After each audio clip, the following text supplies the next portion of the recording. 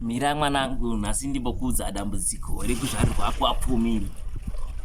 Kuwa mupfumi hakusi kuzvarirwa kuwapfumi. Saka iwe mwanangu, sinzi ndiri kutungamira, usafa wakashuwa kuita munhu anozvarirwa kuwapfumi. Shuwa kuita mupfumi kuita mwana wekuwapfumi, kozi unoshupika nekuwa mwana wevapfumi. Mira ndikuudze dambudziko mwanangu. Dambudziko rekuva mwana wemupfumi kana kuzvarirwa kuwapfumi nderekuti 1, hapana vanhu vanokubatsira, vanoti ava ndiwe kuwapfumi.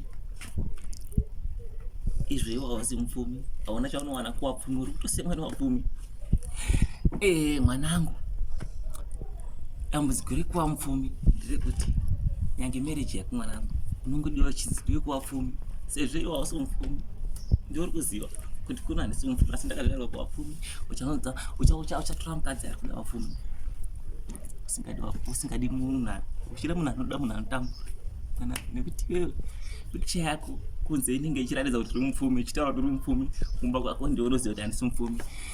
Saka hachisi chinhu chinodadisa kuva mwana wako wapfumi kana kuzvarwa kuwapfumi kana kuti kukurira kuwapfumi kana kuchengetwa kuwapfumi, kurira kuwapfumi.